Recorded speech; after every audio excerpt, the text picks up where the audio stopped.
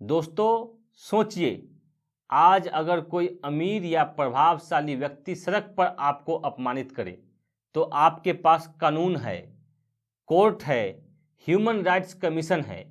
आप शिकायत दर्ज करा सकते हैं, इंसाफ मांग सकते हैं।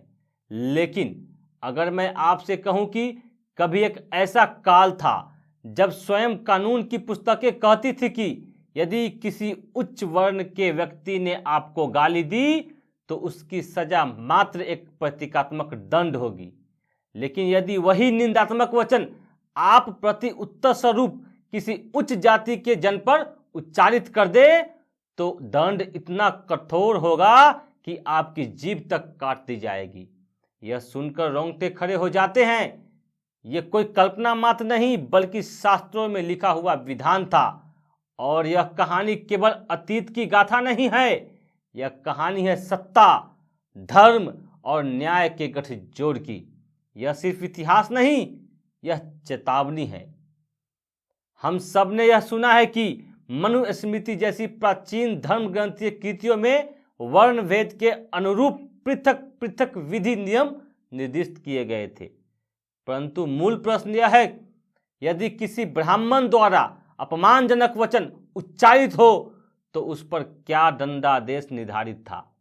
और यदि वही निंदात्मक वाक्य किसी शूद्र अथवा तथाकथित अधम वर्ण का जन ब्राह्मण के प्रति कह दे तो उसका दारुण परिणाम क्या होता था?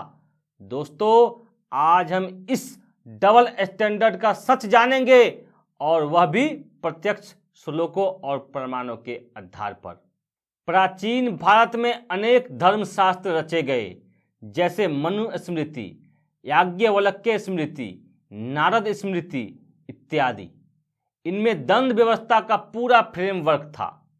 मनुस्मृति के अध्याय 8 के श्लोक 270 में कहा गया है, यदि शूद्र ब्राह्मण को अपमानित करे तो उसकी जीभ काट दी जाए। मनुस्मृति के अध्याय 8 के श्लोक 271 और 272 में लिखा गया था कि अगर कोई निम्न वर्ग का व्यक्ति किसी ऊंची जाति के व्यक्ति का नाम अपमानजनक ढंग से लेता है तो उसके मुंह में लाल गर्म लोहे की कील ठोक देने की सजा बताई गई थी। और अगर वही निम्न वर्ग का व्यक्ति किसी ब्राह्मण को धर्म या कर्तव्य का उपदेश देने लगे तो उसके मुंह और कानों में गर्म तेल डालने का दंड निर्धारित किया गया था। मनुस्मृति के अध्याय 8 के श्लोक 267 और 268 में लिखा गया था कि अगर कोई निम्न वर्ग का व्यक्ति ब्राह्मण को अपमान करे तो उसके लिए कठोर सजाएं तय की गई थी, जिनमें शारीरिक दंड तक शामिल था। लेकिन अगर अपमान करने वाला ब्राह्मण हो और सामने निम्न वर्ग का व्यक्ति हो तो उस पर सिर्फ मामूली जुर्माना लगाया जाता था, जैसे 50, 25 या मात्र 12 सिक्के। यानी एक तरफ निम्न वर्ग वालों के लिए बेहद कठोर दंड थे और दूसरी तरफ ब्राह्मणों के लिए बस नाम मात्र का आर्थिक दंड। कल्पना कीजिए, आज से 2000 साल पहले एक छोटे से गांव में आपका जन्म निम्न जाति में हुआ था। गांव का पुजारी जो ब्राह्मण है किसी बात पर आपको अपमानित करता है। आप गुस्से में पलटकर वही शब्द उसे कह देते हैं। अगले दिन पंचायत बुलाई जाती है, निर्णय सुनाया जाता है। पुजारी के लिए दंड कुछ मंत्र पढ़ना, यज्ञ करना या बस थोड़े सिक्के जुर्माने के रूप में देना। आपके लिए दंड जीभ काटने की सजा।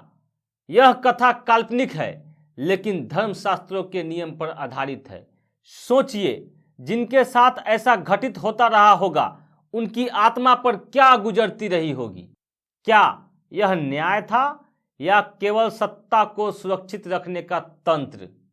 यह सवाल स्वाभाविक है, ऐसा व्यवस्था क्यों गढ़ी गई? उत्तर छिपा है पावर स्ट्रक्चर और रिलीजियस अथॉरिटी के गठजोड़ में। प्राचीन काल में ब्राह्मण वर्ग केवल धार्मिक नेता ही नहीं थे बल्कि राजाओं के कानूनी सलाहकार भी वही थे। यानी लॉ मेकर्स और रिलीजन कीपर्स एक ही वर्ग में केंद्रित थे। इसलिए दंड व्यवस्था में संतुलन ऐसा रखा गया कि उच्च वर्ण पर हल्की सजा, निम्न वर्ण पर कठोर दंड। ताकि ऊंच नीच की संरचना अक्षुण्ण रहे। यह केवल कानून नहीं था बल्कि एक साइकोलॉजिकल सिस्टम था। साथियों, समय बदल चुका है, संविधान आ गया, आधुनिक कानून आ गए। अनुच्छेद 15 कहता है कि किसी भी नागरिकों के साथ धर्म, जाति, लिंग या जन्म स्थान के आधार पर भेदभाव नहीं किया जा सकता। अनुच्छेद 17 के अनुसार छुआछूत को पूरी तरह समाप्त कर दिया गया और इसे कानूनन अपराध माना गया। किताबें कहती हैं कि आज सब बराबर है, लेकिन सवाल यह है, क्या कानून बदल जाने से सोच बदल जाती है?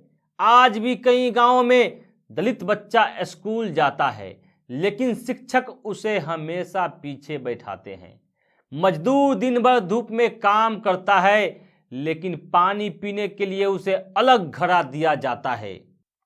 नेशनल क्राइम रिकॉर्ड्स ब्यूरो के अनुसार सिर्फ 2022 में SC/ST पर अत्याचार के 67,646 केस दर्ज हुए।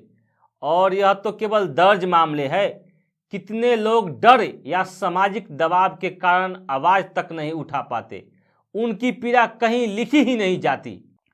सदियों पहले कहा जाता था निम्न जाति को छूना अपवित्र होता है। आज यह सोच भाषा बदलकर जीवित है। आज गर्म शीशा कान में नहीं डाला जाता है, लेकिन तानों का शीशा, नफरत की आग और सिस्टम की चुप्पी आज भी उतनी ही पीड़ा देती है। साथियों, इतिहास को जानना इसलिए जरूरी है ताकि हम समझ सके असमानता केवल किस्से कहानियों में नहीं थी, बल्कि विधि शास्त्रों के पन्नों में अंकित थी। और यदि हम आज भी चुप रहे तो कौन जानता है कल कोई फिर से मनुस्मृति लिख दे। इसलिए प्रश्न आपसे है, क्या समाज ने सचमुच समानता सीख ली है? क्या हम परंपरागत असमानता की जंजीरों से निकल पाए हैं? अपनी राय कमेंट में जरूर लिखें। सिर्फ सोच बदलने से ही समाज बदलता है। याद रखिए, इतिहास केवल अतीत नहीं, यह वर्तमान और भविष्य का दर्पण है। तो दोस्तों, आज के लिए बस इतना ही। अगले वीडियो में फिर मिलेंगे एक नए और जबरदस्त टॉपिक के साथ। जय हिंद।